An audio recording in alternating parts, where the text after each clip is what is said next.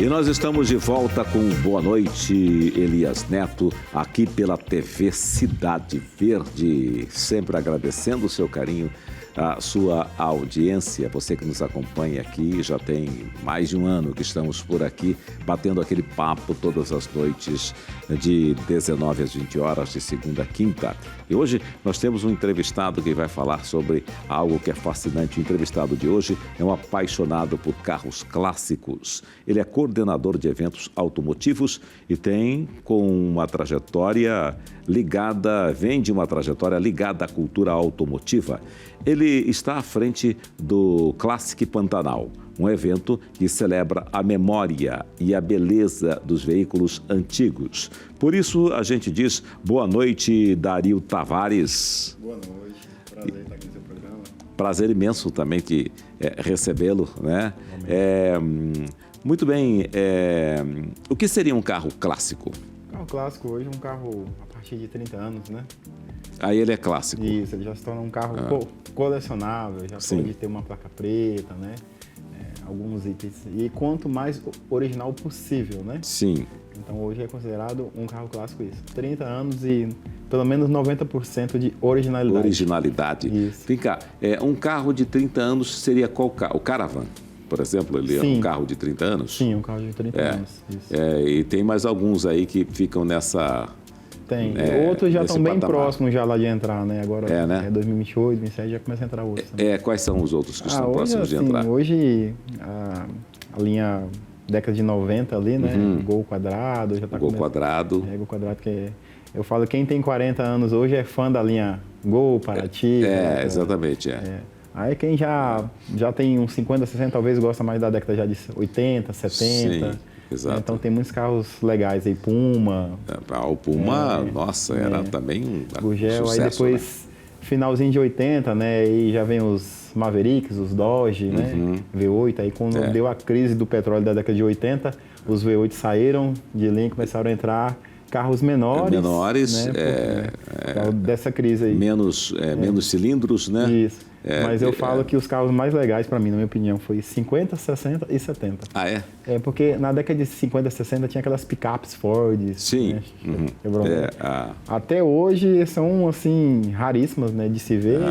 E quem tem não vende, só vende por uma extrema necessidade mesmo. Exatamente. Eu falo... E a Rural também, né? Tinha Rural. Há poucos dias eu vi um cara passando com uma Rural na avenida aqui em Cuiabá, super original, assim, era inteirinha, linda, maravilhosa. Zoando, né? Que a Rural era a SW4 da época. Exatamente, sem dúvida nenhuma. Tinha a F-75, que é a picape, né? E a Rural. O meu padrinho tinha uma Rural, ela era grafite, muito bonita. Ela tinha também, não é tapete, uma coisa que saía assim pela porta do motorista e a porta do passageiro, porque você podia colocar o braço ali, você não tinha ar-condicionado. Era um quebra-vento. Era um quebra-vento, né? Então as pessoas dirigiam. Depois, os códigos de trânsito mudaram, você não pode deixar a mão para fora, né? Mão para fora. E era sensacional. E os retrovisores só de um lado, né? Só de um lado, exatamente. Retrovisor só de um lado. Como mudaram muito, né? Porque hoje não há mais possibilidade, né, Mas esses carros clássicos que têm o retrovisor só de um lado, eles permanecem, não tem problema você andar com ele e tal? Isso não... Não tem, dificulta muito, né? Mas acaba que a grande maioria já adapta. Coloca o retrovisor, já né? do lado direito ali. Mas aí esse retrovisor que vai colocar do outro lado é original? Muitos conseguem fazer uma réplica, né? Sim. De época, mas acaba ficando sim, né? Porque fica naqueles 10% ali de perda, né? Entendi. Vem cá, tem gente então que faz réplicas para esses carros? Hoje tem, se você for falar hoje, vamos falar de um Puma hoje. Lá em São Paulo ainda consegue se produzir. Tinha aquelas réplicas, né, lá de Porsche, até hoje ainda fabricam assim, né? Como diz assim, é uma indústria que ela não parou. Sim. Ela está em menor quantidade, mas se produz muito carro ainda, principalmente de fibra. Sim. E até os Fords 29, tem alguns que fabricam de lata ainda, né? Consegue fazer ele ainda. O Ford 29 é aquele que chamávamos de calhambeque. Isso. Tinha o Ford Bigode. Hoje os caras fazem ele como se fosse ali um hot, né? Ali um hot road, né? Umas rodas maiores e tal. Então a indústria oculta aí por trás, num paralelo aí, rodando ainda, viva. Vai evoluindo, viva. né? Vocês estão com um evento programado lá pro Parque Novo Mato Grosso. Parque Novo Mato Grosso. Isso, né? O local já é o local inédito, né? É o inédito, para nós ali ficou muito bom ali, plano, né? Sim. Plano. Então foi algo novo, né? Tem que medir tudo, dividir ali como eu disse, as tendas, os palcos naquela região nova. Mas eu falo que para o acesso à população vai ser muito bom ali. Né? Eu falo que é muito perto, né? Estou falando muito perto. E inclusive a gente está pleiteando com a prefeitura para ter linhas de ônibus para lá. No dia lá do evento. Bacana. Teve o último evento que teve lá foi de motocross, tinha linhas, né, lá de ônibus. Então eu ainda não estive lá, mas depois do viaduto ali na Emanuel Pinheiro, fica a que distância dali? Ele fica antes da PM ali, tem uma base, né, ali, né, lá da polícia. Quando você vai chegando perto, você vê já pela direita já um viaduto que ele vira. Ali você já sobe, já vai sair lá no parque. Exatamente. Vai ser um lugar que vai assim abrigar muitos eventos dessa natureza. Um complexo, né, de todos os tipos de esporte, né, de skate na água, kart, autódromo, arrancada. É um esporte que eu dominei por muitos anos aqui também. Fiquei uns 3 anos fazendo as provas, né? Qual esporte que você falou? Arrancada de carro, né? Tinha muito isso lá em Santo Antônio. Santo Antônio, lembra? Exatamente. Isso, hoje tem uma pista lá no aeroporto, lá de Santo Antônio. Que é para arrancada. Que é para arrancada, mas tendo mais mais opções, né? Para o povo vir, né? Então, a arrancada foi assim, inspirado naquele filme do Vin Diesel. É Vin Diesel, não é o nome do ator? Sim, do Velozes, né? Velozes Furiosos. Né? Nele começou o drift, mas tinha também. O drift é o quê? Drift antigamente chamava de manobra de carro, os cavalos de pau e tal. Sim. Hoje eles conseguiram, né, com que o carro que ele ande de lado, né? Consegue andar de lado, tipo assim, faz lá um oval e aquele espaço ali eles conseguem brincar sem bater na divisão. É um mais seguro, mais profissional. Profissionalizaram. Então, hoje tem prova nacional de drift no Brasil e a internacional lá fora. Então, inclusive, nós temos também uma atração né, que vai vir para cá para fazer um show de drift, porque nunca teve aqui, que é o João Barion. Ele está vindo, é um piloto brasileiro que corre lá fora. Participa desse na campeonato. A gente convidou ele para ele vir aqui, então ele vai vir. E esse piloto, ele vive disso? Ele vive disso. E aí a premiação dessas competições, como é que é? Há premiações e patrocinadores. Por exemplo, ele é patrocinado pela Monster, né, que é lá o energético. E ele anda o mundo todo pela Monster, levando, né, lá o esporte. Então...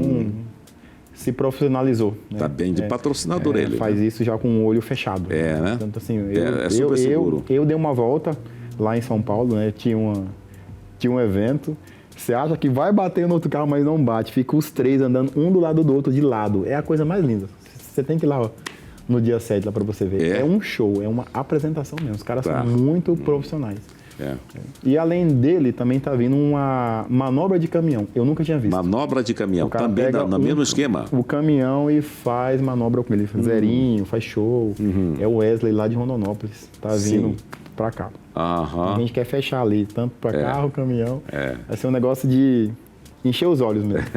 Nessa exposição, aqui no Parque Novo Mato Grosso, serão quantos carros expostos? A gente está esperando aí, em média, uns 800 veículos.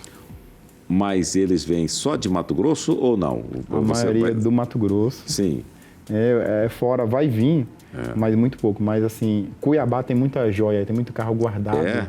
Que você não se vê em lugar algum. Então, E onde ficam esses carros? Assim, garagens. Eu mesmo, Elias, eu sou um louco que eu tenho mais de 40.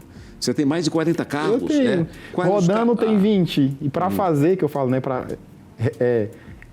como diz, voltar eles, né? Sim. Que tá lá na lata, tenho mais de 20. Eu falei, como eu tô com 40 anos, até meus 70 eu termino. Sim. Né? Mas hoje eu tenho Mavericks, Landau, Opala, as caminhonetes antigas, as F100s, né? Tenho bastante na modelo, tenho Puma, alguns americanos, né? Como Pontiac, Camaro, Mustang não tenho ainda, mas está na lista desses sonhos, né? Sim. Na hora que aparecer aí uma chance, uma oportunidade, que nesse meio nosso tem muita troca. Muita troca. Fulano tem um carro, troca com outro, ou vende. Ou tem carro que chega lá para mim na lata. A gente reforma ele do zero. Pinta ele, monta. Tem carro aqui lá que eu demorei até 3 anos para a gente montar. Para fazer o restauro. Restauro ele do zero. A sua formação qual é? Você é engenheiro? Eu sou formado na área de TI. Eu fui programador, trabalhei até meus 30 anos na área. Sim. Depois eu tive um auto center. Sim. Fiquei 2 anos ali também. E hoje eu trabalho com seguro veicular. Sim. Que é meu principal hoje mercado. Sim. Mas quem que faz a restauração? É você ou... Eu tenho uma equipe. Você tem uma equipe? Tenho lá um barracão. Aí lá eu tenho um mecânico, funileiro, pintor. Alguns são freela. Na hora que eu estou com algum carro, ele vai lá, pinta e já me dá pronto. Aí o outro já pega, aí vai já pro próximo passo. Sim. Parece até lá o método Ford, né? Sim. Um termina, outro pega. É uma mão de obra já bem rara, já bem difícil. Né? Então, isso que eu queria entender. E existe não existe uma sucessão, não há aqueles jovens interessados em querer... Que tal fazer um curso sobre esse tipo de... Sim, alguns senais do São Paulo, Rio Grande do Sul, até que tem, que é o restauro da lata. Mas é uma cultura muito diferente, né, de lá para cá. Aqui não tem ainda, então são muito raros. Os mais antigos, alguns já deixaram de fazer. O meu mesmo lá, eu dei sorte, ele deve ter seus 32 anos. Ele faz. Mexia com carro novo. Sim. O seu mecânico tem 32 anos. O meu... De idade? É um garoto. Na verdade é o seguinte, o funileiro, que é o cara que restaura ali a lata. O meu mecânico tem 38. Aprendeu com o pai, que aprendeu com o avô. Então eu falo, está em extinção. Né? Está em extinção. Sim. Aí, quando você adquire o carro, que chega na lata, você... Normalmente a compra é baixo preço? Abaixo, isso. Bem abaixo. Né? Bem abaixo. É um preço simbólico às vezes? Chega a ser bem simbólico. Vamos supor, um carro hoje pronto valeria 100 mil, a gente compra por 15, 20. Sim. E ali começa ali o processo de restauro. Bate um jato de areia nele, um jato de vidro, para ficar só na lata e ali vai começar aquele restauro da lata. Restaurou a lata, vai um fundo, que é o prime, aí pintura, aí vem a parte mecânica. Aí depois, pro final, acabamento e elétrica. Tá. É um processo bem... E o motor do carro? Para você, para dizer que o motor está... Que o carro está restaurado, o motor tem que ser... O motor dele não pode trocar motor, não pode... Aí tem 2 públicos. Tem os públicos que quer os originais e tá tendo lá uma moda hoje que é o swap, né? O que acontece? Eu posso pegar ali um Maverick da década de 70 e colocar lá um motor de um Ford Mustang nele. Compra essa mecânica, conota, instala ele, adapta ele nesse carro, vai no Detran, regulariza. Então você vai estar ali num Maverick rodando com a mecânica de um Mustang, que é o mesmo V8 e é o mesmo Ford. Só que é um motor 2020, 18, 15. Sim. Então tá tendo muito assim essa moda aqui. O cara fala assim, eu não quero mais dor de cabeça. Eu não quero lá que o carro quebre. Sim. Então você olha ali para ele, é um Maverick 1975. E a mecânica você vai olhar, é um Mustang. É um Mustang. É um Mustang, que é o mesmo V8, é a mesma linha. O Mustang também é V8. Isso, Então costuma-se geralmente pegar mecânicas modernas da mesma marca e colocar no veículo que é da mesma marca. Sim. Então, nessa exposição, numa exposição como essa que vocês vão... quais serão os dias da exposição? Será dia 6 e 7 de junho, na sexta e o sábado. Sim, 6 e 7 de junho. Na sexta-feira, a partir das 18 horas. Sim. E no sábado, a partir das 10 horas. É a entrada gratuita. 1 quilo de alimento não perecível e o estacionamento não paga. Sim.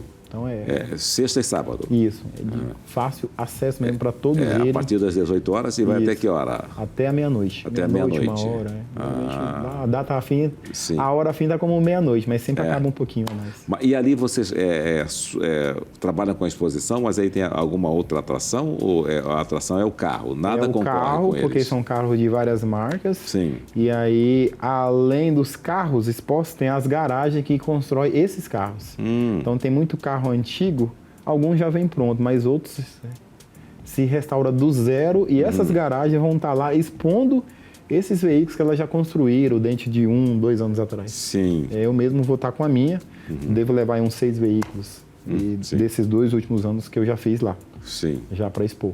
Vai ter assim, stand para proprietário tal, assim, sim, vai ter toda essa identificação. Garagem tal. Sim.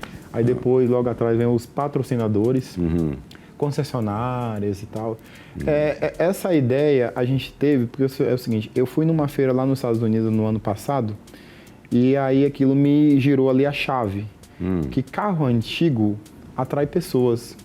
E, ao mesmo tempo, eu posso trazer ali um público e vários nichos, porque ali vai ter pessoas. Sim. Então, eu posso trazer desde concessionária, loja de ferramenta. Então, tudo que o público vai querer, eu posso linkar ali um com o outro. Então, não deixa de ser uma feira à parte. Multimodal. Então, deixa de ser uma feira. É bacana. O que as pessoas falam? Mas as peças que você leva são peças para carros antigos ou não? Sim, peças para carro antigo, né? Tem acessórios e tudo isso. Tem uma feira lá em São Paulo que é Água de Lindóia. Lá de ferro de passar roupa na brasa, a tudo. Lá que você nota que não se joga nada fora. TV antiga, tudo, vende tudo, banco para carro.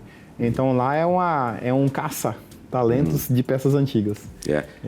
Eu tenho uma bicicleta de 1950. Sim. Aí foi difícil para restaurar, com uma bicicleta Philips. E a coroa dela é de lá. De Lindóia. Exatamente. Lindóia. Procurando. Que a Philips, ela tem a coroa e ela não tem hastes, né? Aquelas hastes. Não, é a palavra Philips. Entendi. Entendeu? Aí eu procurava na internet, o cara dizia, não, eu tenho uma coroa. Aí eu olhava, não, mas essa não é coroa da Philips. Não, pode ser usada. Não. Já era uma coroa e um marketing junto, né? Exatamente. Entendeu? E foi, acho que por lá que o rapaz que estava me ajudando a restaurar. Conseguiu. Então tem toda a linha, tanto de carro, de bike, de motos antigas. Eu tenho, acho que umas 12 motos antigas também. Restaurada do zero também. Faz o motor funcionando, andando, dá um trabalhinho. Mas você não vende? Não. Se eu tiver 2 unidades do mesmo modelo, eu até vendo. Sim. Mas eu sou doente mesmo, Elias. Eu gosto de juntar ali, mas tudo funcionando. Exato. Limpinhas, polidas, tudinho bonitinho. E lá nessa exposição, o carro que chegar lá, ele também tem que estar funcionando? Funcionando e de preferência lavado, porque é uma exposição, então assim, a gente até pede isso lá no manual, né? Por favor, traga seu carro limpo, limpo para expor. Brilhando. Digno do evento. Digno do evento, carro. Né? Isso. Você falou que tem muita gente com carros antigos aqui. Essa paixão, ela é uma coisa que passa de pai para filho? De onde vem essa paixão toda? Pela pesquisa que eu fiz, sim, de pai para filho, e geralmente muitas pessoas lembram de alguma memória. Tem um amigo que não tinha, e só dele trabalhar junto com a gente nesses 2 anos, esse ano comprou já um Fusca azul bebê, que lembrou ele de uma data, de um específico. Inclusive, quando esse carro chegou ontem para ele expor, que ele estava doido para chegar o carro logo, ele chorou. Que isso retratou vários momentos da vida dele. Ele andou nesse carro. Então, quando a gente está lá no evento, passa ali um senhor, uma senhora de 80, 90 anos e fala, eu conheci ela nesse carro aqui, era um Landau, era um Ford tal, entendeu? Então, a gente vê que aquilo lembra memórias. Sim. E, então, por isso que eu falo que o carro antigo, ele é cultura. Sim. Porque o público é de 0 a 100 anos. É o bebê lá no carrinho e os pais juntos. Sim. Pode estar ali o avô e aí vai. Então eu falo que um encontro de carros antigos é um encontro para a família e cultura. E os jovens, quando chegam lá e olham essa tecnologia antiga e tal, normalmente o que eles comentam? Eles ficam meio passados, meio parados? Fica que muitos nunca viram, né? Alguns motores antigos, hoje também, né? Carros elétricos e tal, muito moderno. Eu vejo também que os jovens hoje nem gostam muito já de carro, preferem já Uber, outros tipos já de transporte.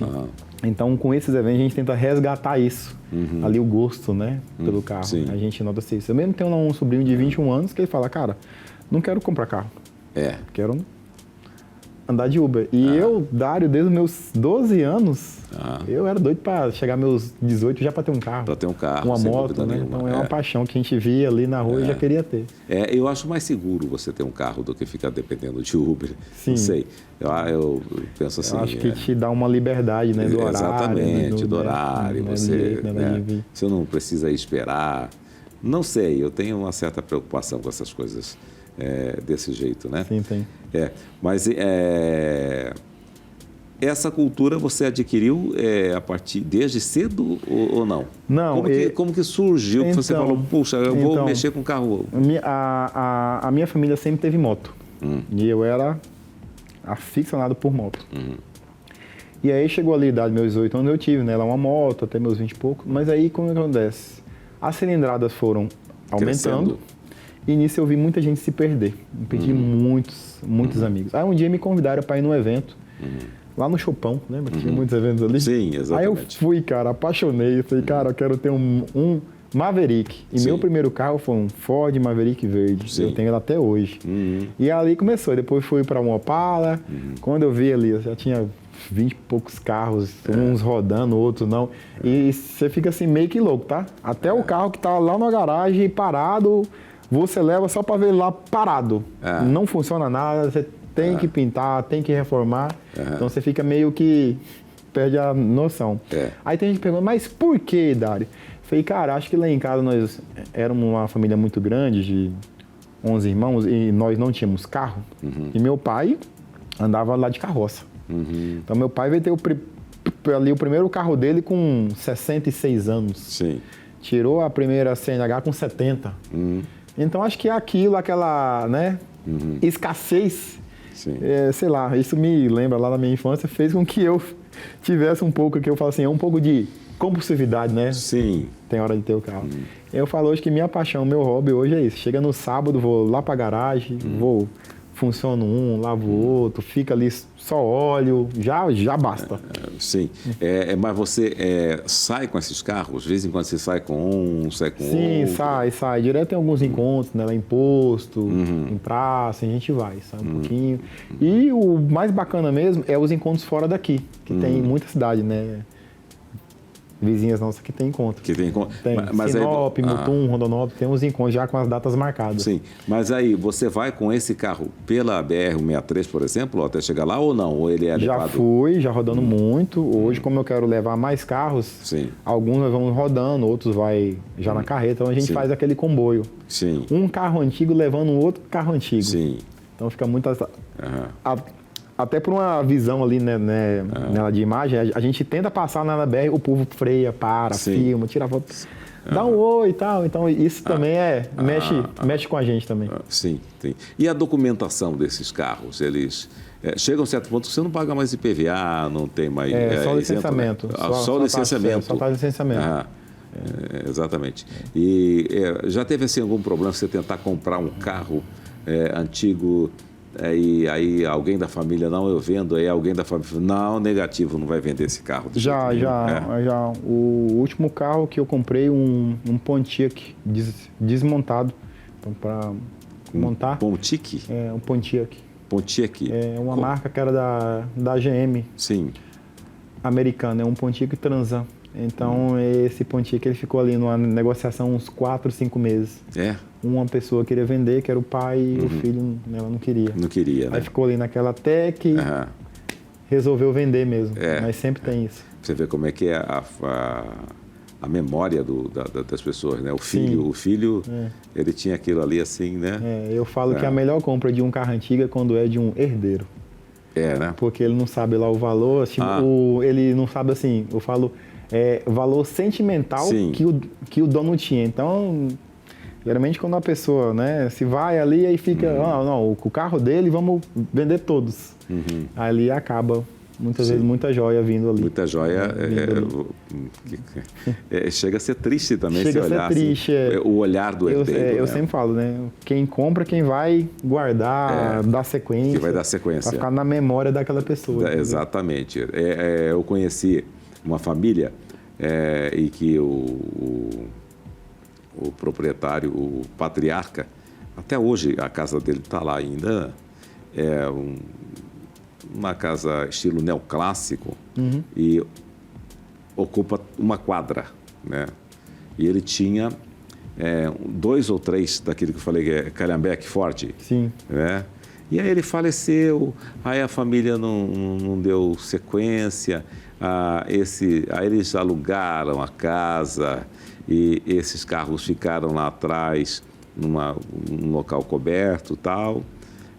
O cara que estava alugando a casa fez os carros de poleiro. Não sabe do valor que tinha.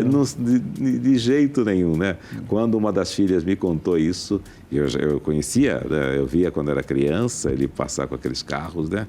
Quando uma das filhas ele me contou isso, eu quase chorei. Não, e ele era deles, né, que eu vi assim, sabe? Mas veio na memória, né? Exatamente.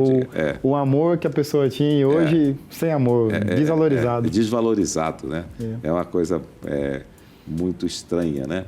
E você já esteve, assim, em feiras pelo Brasil, você falou que esteve nos Estados Unidos, você foi para ver uma feira? Uma feira, chama SEMA Show. Sim.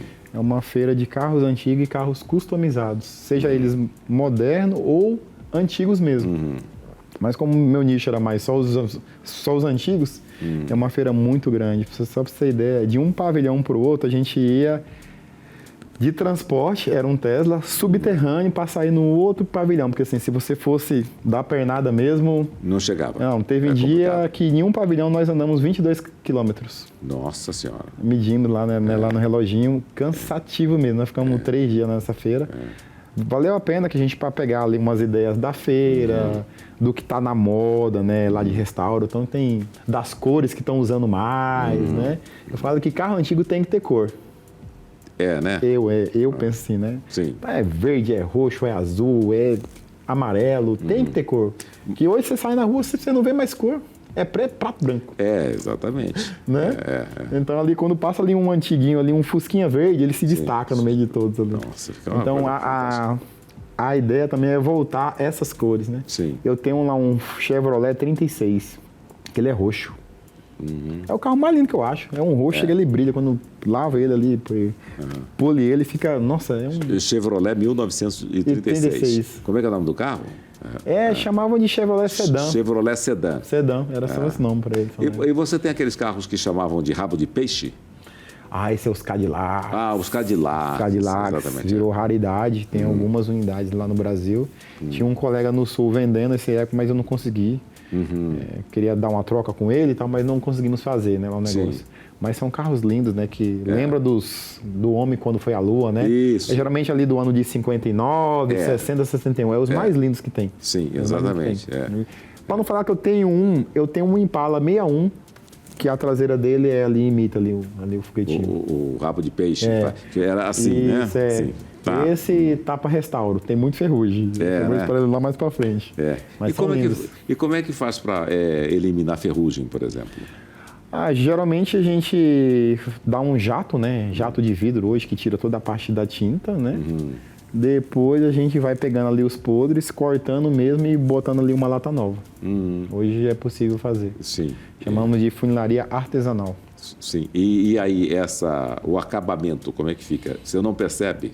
Não. Depois que... Não. Que quando ele passa ali a lixadeira, então fica a lata igual. Sim. Igualzinha ali. Então você não nota essa diferença, não. Sim, tá. E quando você faz trabalho, por exemplo, para outros, por exemplo, se eu tenho lá um carro antigo, quero restaurar, eu entrego para você e você faz a restauração. Elias, eu já quis fazer, eu achei que ia ser muito mais fácil, só que como a mão de obra está escassa, eu tinha um mecânico, um funileiro que era funileiro e pintor, atrasou todos os meus carros mesmo. Sim. Aí eu peguei lá desse amigo, terminei e falei, cara, não pego mais, porque é uma responsabilidade muito grande. Sim. É um sonho da pessoa e ele quer prazo. E é impossível ali dar prazo. Não tem como, Não tem como falar, daqui um ano está pronto. Até um ano pode ocorrer várias coisas. Sim, sim. Então eu preferi não pegar, até tentei, mas hoje eu só me dedico só nos meus projetos mesmo. Sim. É um trabalho minucioso. Bem minucioso. Sim. Manual, artesanal. Quando chega ali na parte de tapeçaria, sim, a interna do veículo, tudo manual. Mas em Cuiabá existe algum lugar, alguma oficina que também trabalha dessa forma ou não? Não, já teve. Lá o nosso amigo dela, lá meu sutil, ele fez por bastantes anos. Ele falou, Dário, cansei, mão de obra. Todo mundo reclama de mão de obra. Sim. Não tem mais. Sim. Tá bem raro. E aí os grandes que faz isso lá em São Paulo, Paraná, Santa Catarina, aí eles fazem, mas é uma fortuna. Uma fortuna. É projeto de 500 mil, 300 mil. Aí você vai pagando no decorrer do projeto. Se o projeto está lá para 24 meses, pega aquele valor lá do orçamento e divide nos 24 meses, para você ir pagando. Até aí você pega lá o carro pronto. Sim. Mas vem no detalhe. Vem no detalhe. No detalhe, né? Tudo de época. Esses carros antigos, eles são de muitos detalhes? Sim. Se você olhar, quando tiver a oportunidade, se você olhar para um painel de um carro da década de 60, é muito bonito. Um detalhe. Você pega um carro hoje novo, você não vê tanto detalhe. Sim. Os forros de porta, os trincos, com cromo, é muito detalhe. É umas coisas lindas demais. Você fala assim, cara, como é que não faz mais isso hoje? Né? Você pega as latas do carro cheias de volta, com detalhe. Como você falou, né, do rabo de peixe, aquele detalhe. Hoje não vem mais. Não tem...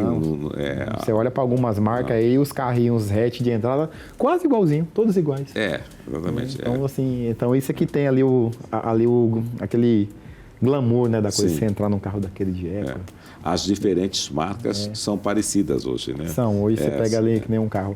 Esse Impala, ele é 61. A interna dele é toda vermelha, do volante, a coluna, o painel. Você fala assim, cara, que negócio bonito. Sim. Eu vi um documentário de 2 irmãos nos Estados Unidos que eles faziam o restauro e mostrando como que eles restauravam os carros. O painel, tinha um carro lá que eu não me lembro, o painel dele tinha uma parte que era madeira, um tipo de madeira tratada, que era colocada ali, né? Tem. E tem que ser um tratamento muito especial, porque a madeira ela trabalha, né? E ela é tratada para ela se manter rígida. A facilidade que eles têm lá, como nessa feira que eu fui, é que assim, todas as peças de época são reproduzidas lá até hoje. No nosso caso, não. A gente tem que pegar uma peça dessa usada, ou importa de lá, essa semi-nova, ou pega uma usada aqui de época e tenta restaurar ela. Então a nossa carência é isso. Não temos essa indústria que fabrica, né? Mal temos para os nossos nacionais hoje. Hoje, se for determinada peça da década de 90 de um Gol, você não acha mais. Não acha mais, né? Você tem que ir para os grupos, né, lá de WhatsApp, leiloar, garimpar de alguém que tem, que vende. Então, é bem paciente mesmo. Eu tive um Gol quadradinho de 82. Eu comprei ele em 85 e vendi em 89, parece, se eu não me engano. 82, o para-choquinho fino, quadrado. Fino, exatamente, nessa quadrado. Também tinha um Gol GT, lembra do GT? O Gol GT essa coisa. Hoje ele seria um carro clássico? Seria? O Gol GT está bem raro aí. Né? Que pena, viu? Que pena. Mas só que eu tive que sair dele. Por quê? Porque ele começou a dar problema e eu não tinha também um local para guardar ele, sabe? Mas a minha intenção era ter ficado com ele. Mas foi até um certo ponto que eu não consegui mais. E naquela época também você não tinha gente aí muito especializada para fazer. Não tinha. Né? Me falaram, né? Hoje carro antigo tem de todos os valores. Mas me falaram, falou assim, cara, na década de 90, o que tinha de garagem com carro antigo guardado que ninguém mais queria. Isso. O cara tinha demais. Eu falei, eu não tava nessa época, meu Deus do céu. Exatamente, porque as pessoas, elas não conseguem entender, dividir, separar o carro antigo, né, o clássico, né, do carro velho. Do carro velho. Tem gente que olha um carro assim, pô, tá lindo, maravilhoso. Fala, aquele carro velho, né? Como carro velho, né? Porque tem um perfil também que fala assim, eu coleciono carro, mas ele é um acumulador. Que você vai ver, ele já comprou 30 carros, velhos mesmo, Sim. e os 30 tá lá 10 anos, tá do mesmo jeito. Velhos. Poeira, velho, ele não restaurou nada, ele não pintou nada, nenhum funciona, nenhum anda. Esse aí é o acumulador. Acumulador. Até ele tenta ali, ele tem um sonho, né, de restaurar. Né? Muitas vezes, mas ele não mexe, né, com nenhum. Fica aquele monte de carro velho parado. Falta grana também, né? Também, né? Restaura grana, mas assim, eu sempre falo, se ele comprou os 30, então ele só comprasse 2 e arrumasse os 2. E os 2, exatamente. Com esse dinheiro todo, né, desses montes, né, de carro. E esse cara que é acumulador, ele vende? Chega lá, você compra dele ou ele também não vende? A gente nota que na história dele ali, ele acaba depois vendendo alguns. Sim. Ele vai cansando de ver ali parado e aí tem outras prioridades, acaba não focando ali, né, no carro. Exatamente. Havia um carro, não sei se você chegou de ver, um Ford, que ele ficava parado na 13 de junho. Ficava ali parado e tal. E esse carro, ele carregou a taça Jules Rimet, quando ela, acho que passou por aqui, né? E transportou Marta Rocha, quando ela passou por aqui, e acho que Rei Pelé. E eu acho que esse carro se perdeu. Sim, é bem possível. Eu acho que ele se perdeu, não foi para lugar nenhum, né? E a família, depois que o proprietário faleceu, a família ficou sem saber o que fazer, porque ele tinha muita coisa antiga, né? Sim. O que poderia fazer com tudo aquilo? Se entregava para o museu? Era um carro parecida. Que hoje ele teria valor, porque ele tem história. A história também conta para ser vendida? Conta. Então, eu tenho um carro que foi do governador tal. Ele tem história. Ele tem história. E como é que você prova essa história que ele foi? Geralmente, assim, da galera que tem, eles têm as fotos de época, então ele vai lá para a exposição e deixa todos os quadrinhos ali de época, né? Sim. Mostrando e tal. Então aquilo ali é a história, aquilo ali dá um valor, né, pro carro, né? Aí se alguém compra desse cara, ele leva tudo junto. Como é que dá o nome desse valor quando a questão histórica? É um valor histórico? Valor histórico, né? Valor histórico. Aí ali, muitas vezes, tem ali um documento também, né, lá de época, certificados, o certificado da placa preta também. Então ele vai juntando todos esses documentos e fatos, ali gera uma prova social, né? Que realmente teve o fato em si. Sim. Rapaz, essa bicicleta que eu te falei que ela é antiga, eu tenho o último que na época ela tinha que ser licenciada, botava placa. Tinha placa, tinha placa. Ela tem placa até hoje, está lá com placa e tudo isso. Tem história. Tem história, né? Tem história. E ela tem, eu tenho lá o documento que pagou o último licenciamento dela. Sim. Só para você ter ideia, uma Monareta hoje simples já vale 4, 5 mil reais. Veja lá essa sua aí. Pronta. Monareta? Né? Eu fui num evento agora lá em Goiás, né, no final de semana, aí tinha área só das 2 rodas. Cara, Monareta, bicicleta de criança mini, umas coisas mais lindas do mundo. Chegava no... Quanto você quer? 3 mil reais. 3 mil reais, Então tinha Monareta, BMX, lembra lá das BMX? É 4, 5 mil reais uma hoje. Quem tem? Eu falo que o mundo do carro antigo é um mundo que ninguém não conhece, mas ele existe, é um mundo paralelo e que roda e que movimenta muita grana. Certo. Vamos para o intervalo? Vamos sim. E daqui a pouquinho a gente volta com Boa Noite, Elias Neto, falando sobre carros antigos, relíquias, carros clássicos. Esse papo muito interessante aqui com Dario Tavares. Até daqui a pouco.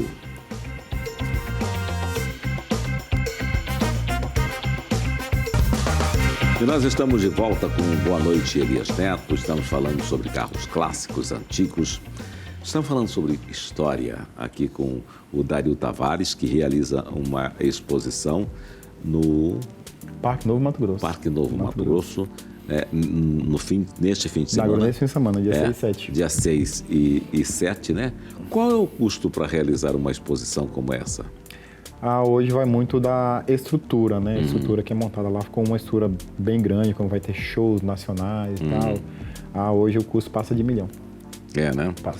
E aí você trabalha com patrocinadores? Com patrocinadores e ajuda lá do governo, né? Lá do estado. Então hoje nós temos o apoio do governo do estado e Assembleia Legislativa. Isso, né? Como é que fala de emendas parlamentares? Emendas, é. Sim. Então você, para realizar uma exposição como essa, você já está há quanto tempo nessa batalha? Nossa, nós já faz evento há mais de 12 anos aí, sozinho, arrancando do bolso, lá na orla, eventos menores. Sim. E aí no ano passado a gente foi convidado por um padrinho, que é o Paulo Araújo. Ele falou assim, vamos fazer lá um evento grande. Falei, Paulo Araújo, deputado? Isso. Falei, então vamos. E aí a gente começou o primeiro evento e hoje a gente está no segundo, né? Eu faço parte da comissão técnica, eu mais outro amigo, que é o Túlio. E aí depois vem os outros, né? Comissão marketing e tal. Então cada um cuida de uma área para agora já está montando lá, tem 15 dias. Pois é, mas assim, o start, o começo de tudo já tem o quê? Um ano que você já começou a planejar? A planejar, divulgar, convidar, né, os parceiros, né? Tem muita garagem que vem, né, lá de fora, então você tem que passar essa data antes, porque como eles participam de vários eventos também em outros estados, então acaba que você tem que planejar isso, porque também tem eventos dentro dos estados menores e a data não pode chocar. Sim. Porque se eu tenho um evento lá em Sinop e eu botar na mesma data, as pessoas ficam... divididas. Ficam divididas. Então a gente faz ali uma reunião entre todos os clubes, tem os clubes, né? De todos os estados, a gente lá se reúne e aprova as datas. Sim. Porque a gente vai lá no evento deles e eles vêm aqui no nosso. Uma parceria. Lembra que os mais antigos tinham isso? Sim. A minha mãe falava, mata uma vaca, leva lá um pedacinho de carne para fulano, né? Lá pro vizinho, ela matava também. Então a gente tem muito isso. Entre todos os clubes ali, entendeu? Um visita o outro. E você se lembra quando matavam uma vaca, apareciam os ajudantes, sempre as pessoas que ajudam, parecia que não precisava nem falar, eles já sentiam que, tá matando, aí ia todo mundo para lá, né? Fazer um mutirão. Isso, mutirão. Até veio algumas críticas, como é que gasta tudo isso, né, lá em um evento? Só que o que a gente fala, o que movimenta a economia na cidade é muito. Hotéis, shopping, oficinas, lava-jatos, guinchos. Então, assim, movimenta bastante aqui dentro. Exatamente. Né? Você vê que já nos grupos as movimentações estão desde a semana passada. Então, carros que estavam parados, aguardando o evento, vai para a oficina. Ali tem consumo. Os hotéis estão lotados. Já. Sim. Então, por aí você tira o shopping. Então, o cara que vem para um evento desse, que vem de fora, vai para o evento. A esposa vai pro shopping. Vai pro shopping, E aí vai. Exatamente. Uber, táxi. Isso, então assim, movimenta muito. São 2 dias de evento, mas aí normalmente eles ficam mais um dia ou mais 2 dias. Isso, e geralmente essas pessoas que vêm, chegam 2 dias antes. Sim.